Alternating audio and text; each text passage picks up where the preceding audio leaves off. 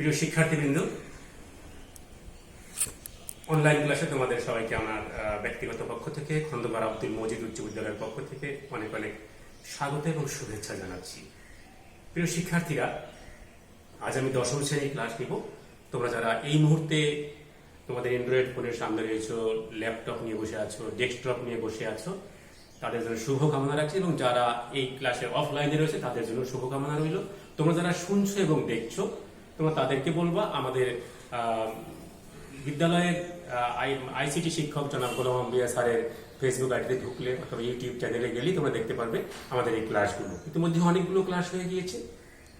আমরা গত 16ই মার্চে যে লাস্ট ক্লাসটি করেছিলাম তোমাদের সাথে, তারপরে 17ই মার্চ স্বাধীনতার মহান স্থপতি, বাঙালি জাতির স্বপ্নদ্রষ্টা, স্বাধীন সার্বভৌম বাংলার স্বপ্নদ্রষ্টা, এশিয়া নেলসন ম্যান্ডেলা,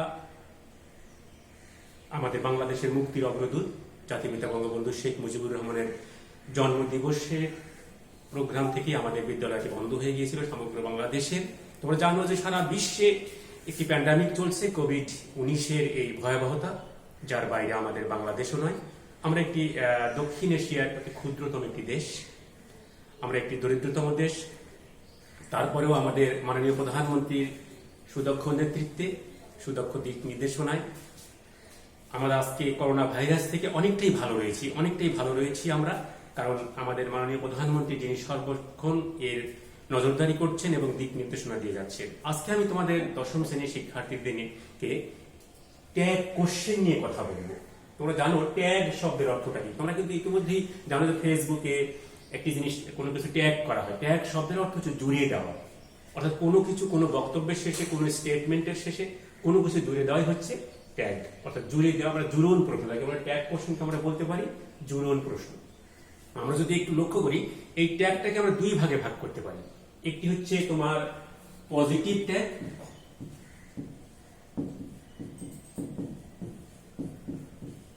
এবং অপরটি হচ্ছে নেগেটিভ ট্যাগ। পজিটিভ ট্যাগ এবং হচ্ছে নেগেটিভ ট্যাগ। আমরা আরো একটু তোমাদের সাথে পরিষ্কার করতে পারি, যদি আমাদের স্টেটমেন্ট অর্থাৎ বক্তার বক্তব্য যদি তোমার পজিটিভে থাকে, হ্যাঁ বোধকে থাকে, অ্যাফার্মেটিভে থাকে, তাহলে সেই ট্যাগ কোশ্চেনটা হবে হচ্ছে নেগেটিভ। আমি একটু উদাহরণের মাধ্যমে তোমাদেরকে দেখিয়ে দিচ্ছি, একটু লক্ষ্য করো। Birds fly in the sky.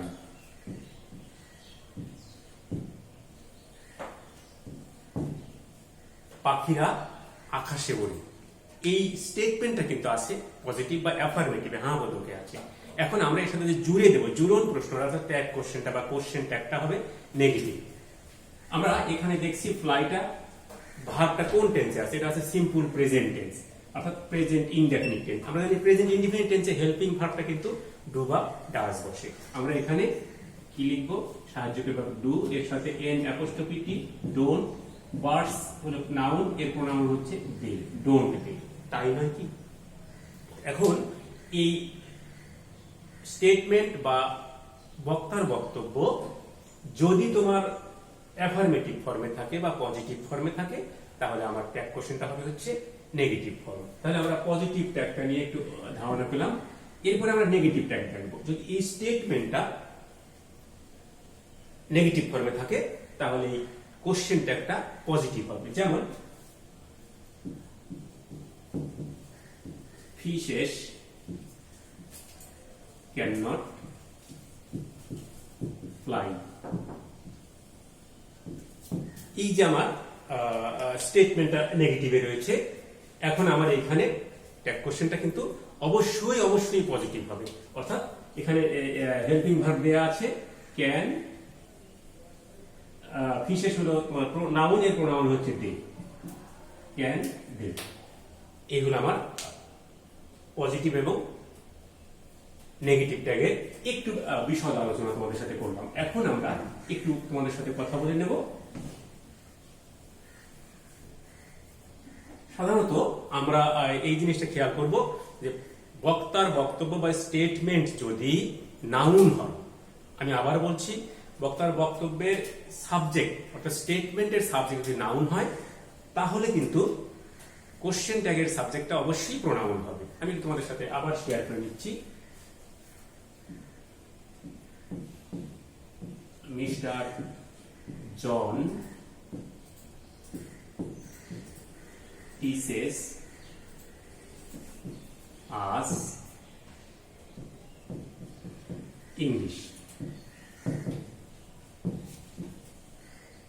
এখানে মিস্টার জন একটা নাউন, এই নাউন হওয়ার কারণে আমাদের কোশ্চেন ট্যাগটা কিন্তু এই কোশ্চেন ট্যাগের যে স্টেটমেন্টের যে সাবজেক্ট আছে নাউন, এ এখানে প্রোনাউন হয়ে যাবে। তাহলে মিস্টার জন এর প্রোনাউন হচ্ছে হি। আমরা মূল ভাব দেখব টিসেস, এটা প্রেজেন্ট ইনডিফিনিট টেন্সে আছে, আমরা ডাজ বসাবো doesn't he.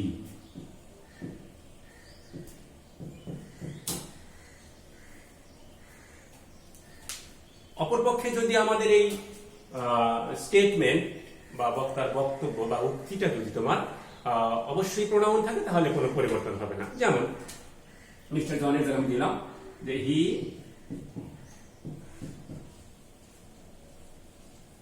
teaches us English।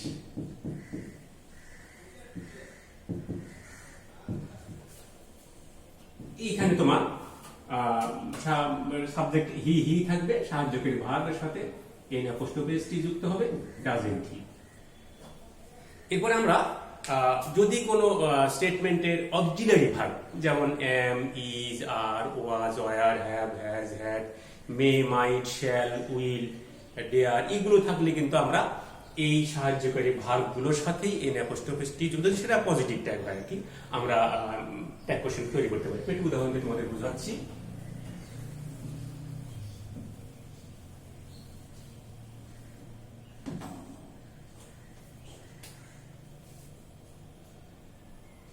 She is singing a song। She is singing a song। এখানে আমাদের কিন্তু হেল্পিং ভার্ব আছে হলো ইজ। এই ইজের সাথে আমরা এখন এন অ্যাপোস্ট্রোফি টি যোগ করব, আর এই শি তো প্রোনাউন, এরা এভাবেই আনচেঞ্জড হিসেবে বসবে, তাহলে ইজ এন্ড শি।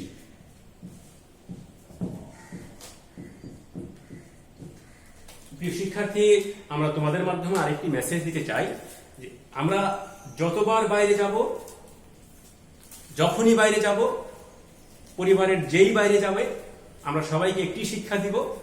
আমার বাবা, তোমার বাবা মা, তোমার ভাই বোন, তোমার কিন যারাই বাইরে যাবে তাদের কাছে একটি মেসেজ আমাদের মাধ্যমে বাংলাদেশ সরকারের মাধ্যমে তোমাদেরকে জানিয়ে দিতে চাই যে মাস্ক ছাড়া কেউ কখনো বাইরে যাবে না। মাস্ক এবং মাস্ক, অবশ্যই মাস্ক ও মাস্ক, আমরা মাস্ক পরিধান করি ঘরের বাইরে যাব, এবং যতবার ঘরে আসবো কাপড় চোপড়গুলো পরিষ্কার করব, নিজের হাতটা কমপক্ষে 20 সেকেন্ডে সাবান বা গুঁড়ো সাবান বা এই জাতীয় আমরা কোনো কিছুতে হাতটা চমৎকার ভাবে ধুয়ে নেব। নিজে ভালো থাকবো, পরিবারকে ভালো রাখবো, জাতিকে ভালো রাখবো, বিশ্বকে ভালো রাখবো, এবং আমরা করোনা ভাইরাস দূর করে আবার সুন্দর সাবলীল ভাবে এই শিক্ষা প্রতিষ্ঠানে, এই আঙিনায় তোমাদের পদচারণে আমরা আবার মুখরিত হব। এক ঝাঁক দুরন্ত ছেলে মেয়েদের সেই উন্মাদনা থাকবে আমাদের এই খন্দকার আব্দুল মজিদ উচ্চ বিদ্যালয়ের সবুজ ঘাসের এই চত্বরে। আমরা তোমাদের সেই প্রত্যাশা থাকবো, তোমাদের সবার সহযোগিতা আমাদের প্রয়োজন। আমরা আবার ফিরে যাচ্ছি আমাদের গ্রামাটিক্যালে, যে এখানে যে সাহায্যকারী ভাব থাকে, তাহলে কিন্তু আমরা ওই সাহায্যকারী ভাব এর সাথে এন অ্যাপোস্ট্রোফি টি যোগ করে আমরা সাবজেক্ট বসিয়ে দেব। কিন্তু যদি এটা প্রিন্সিপাল ভাবতে থাকে তখন কিন্তু টেন্স অনুযায়ী আমরা সাহায্যকারী ভাব, বিশেষ করে প্রিন্সিপাল ভাব প্রেজেন্ট ইনডেফিনিট টেন্স অথবা পাস্ট ইনডেফিনিট টেন্স হলে ওই দুইটা টেন্সের সময় কিন্তু সাহায্যকারী ভাব আছে। ডু বা ডাজ হলো সিম্পল প্রেজেন্ট বা প্রেজেন্ট ইনডেফিনিট, আর যদি পাস্ট ইনডেফিনিট তাহলে ডিড বসবে। আমরা একটু দেখাচ্ছি তোমাদের উদাহরণ দিয়ে। Mister Rafiqul Islam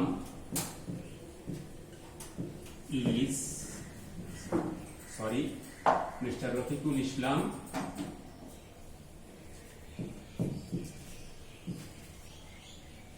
teaches us economic।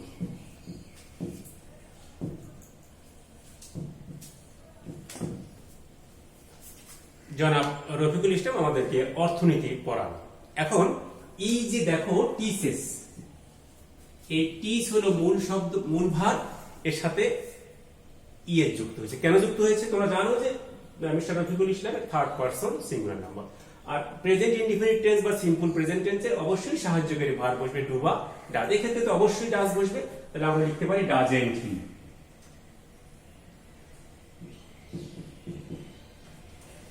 এটা যদি আমাদের পাস্ট ফর্মে থাকতো, আমরা মিস্টার রফিকুল না লিখে লিখলাম হি taught us English। আবার আমি ইংলিশ নিয়ে আসলাম, he taught us English।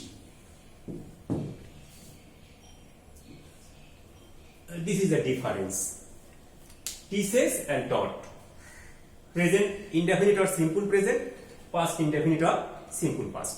এইখানে আমরা জানি সিম্পল পাস্ট বা পাস্ট ইনডিফিনিট টেন্সে সাহায্যকারী ভাব ডিড বসে, তাহলে ডিডন্ট হি।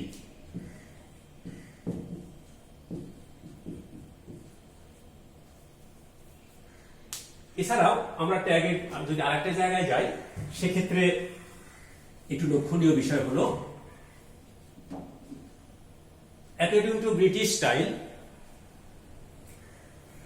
যদি হ্যাভ থাকে, আমরা হ্যাভ বা হ্যাড বা হ্যাজ দিয়ে আবার ওইটাকে ট্যাগ কোশ্চেন করতে পারি। কিন্তু অ্যাকর্ডিং টু আমেরিকান স্টাইল আমরা হ্যাভ এর জায়গায় ডু, হ্যাজ এর জায়গায় ডাজ এবং হ্যাড এর জায়গায় ডিড বসাতে পারি। আমি উদাহরণ দিয়ে তোমাদের দেখাচ্ছি।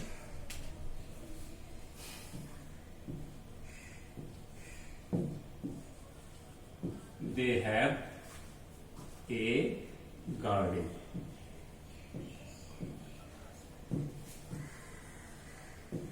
যদি আমি ব্রিটিশ স্টাইল করি তাহলে হ্যাভটা এখানে মূল ভাব। একটা হ্যাভের কিন্তু হ্যাভ দিয়ে আমরা 19 ধরনের ভাব তৈরি মানে অর্থ প্রকাশ করতে পারি। হ্যাভ মানে এখানে থাকা, তাদের অধিকারে বিলং টু রয়েছে। এইখানে আমরা যদি ব্রিটিশ স্টাইলে করি তাহলে শুধু হ্যাভেন্ট দিয়ে হবে।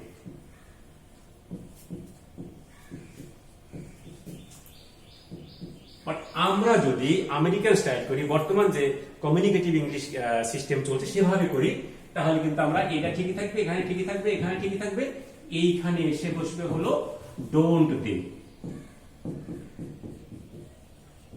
এখানে এসে বসবে ডোন্ট দে। এখানে যদি হ্যাড থাকতো তাহলে এখানে হ্যাডেন্ট দে অর ডিডেন্ট দে বসতো। এখানে যদি হ্যাজ থাকতো তাহলে এখানে কি হতো হ্যাজেন্ট হি, এখানে তখন দে নয় হি বা সি যাই থাক, থার্ড পারসন থাকতো সিঙ্গুলার নাম্বার। আর এইখানে তোমার কি বসতো, ওই ডাজেন্ট হি বা সি বা যে কোনো থার্ড পারসন যেটা থাক সেটা বসতো সিঙ্গুলার নাম্বার।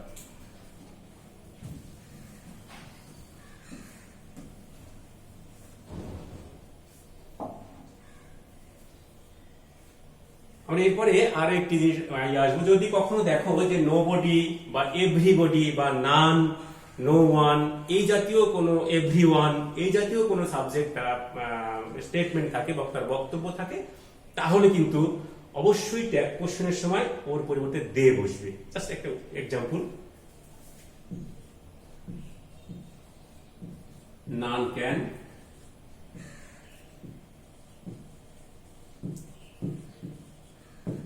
avoid death।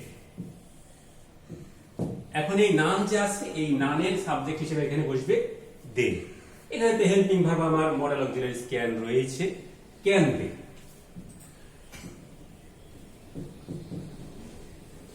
এখন যদি এরকম থাকতো এভরিবডি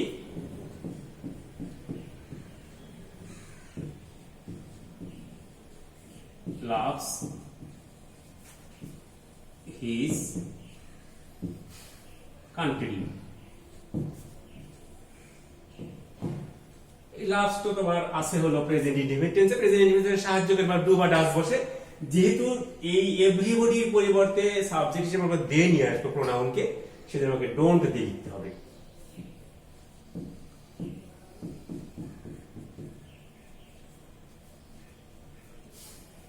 বেসিক্যালি ট্যাগ কোশ্চেনের নিয়মগুলো এত জটিল নয়।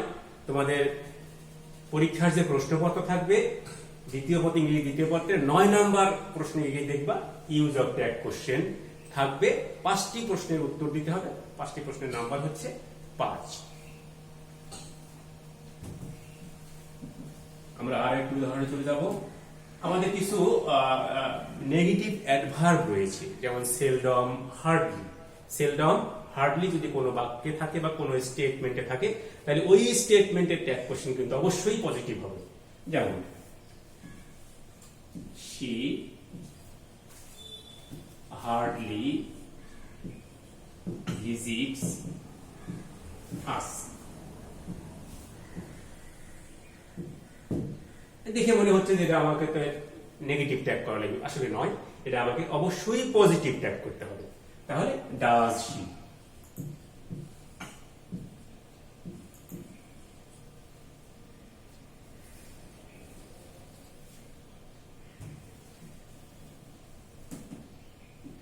আমার বিশ্বাস তোমরা শ্রেণীকক্ষের বাইরে থেকেও, নিজের ঘরে থেকেও এখনো যার যার মতো অধ্যয়ন করে যাচ্ছ, কারণ যে যাই বলুক, যে যেভাবেই বলুক, তোমাদের মূল্যায়ন পরীক্ষা হবে, তোমাদের এসএসসি পরীক্ষাও হবে, তোমাদের টেস্ট পরীক্ষাও হবে, আবার ক্লাস খুলবে, আবার শিক্ষা প্রতিষ্ঠান খুলবে, আবার তোমাদের এই কিচির মিচিরে, তোমাদের কোলাহলে আমাদের এই শিক্ষাঙ্গনের এই খন্দকার আব্দুল মজিদ উচ্চ বিদ্যালয়ের সবুজ চত্বর চমৎকারভাবে ফুটে উঠবে। আমরা সেদিনের প্রত্যাশায় আমরা অল্প দিনের মধ্যে হয়তো এই করোনা ভাইরাসকে মুক্ত করতে পারবো ইনশাল্লাহ। আমরা যেমন 1971 মহান মুক্তিযুদ্ধে আমাদের বীর সেনারা ঝাঁপিয়ে পড়ে শত্রু মুক্ত করেছিল, বাংলাদেশকে স্বাধীনতার লাল সবুজের পতাকা এনে দিয়েছিল, বিশ্বের মানচিত্রে বাংলাদেশকে স্বাধীন সার্বভৌম বাংলাদেশে তুলে ধরতে পেরেছিল, জাতির পিতার আহ্বানে ডাকে যেমন সারা বাংলার মানুষ জেগে উঠেছিল, আবারও আমরা ইনশাআল্লাহ তার সুযোগ্য কন্যা জননেত্রী মাননীয় প্রধানমন্ত্রী জননেত্রী শেখ হাসিনার দিক নির্দেশনার নেতৃত্বে আমরা আবারও এই করোনা ভাইরাস থেকে মুক্তি পাবো ইনশাআল্লাহ। বাংলাদেশ বিশ্বের বুকে মাথা উঁচিয়ে দাঁড়াবে তোমাদের সবার সহযোগিতা নিয়ে। তোমাদের সবার জন্য অনেক অনেক শুভকামনা। অনেক ভালো থাকবে, অনেক ভালো থাকবে। বাংলাদেশ চিরজীবী হোক।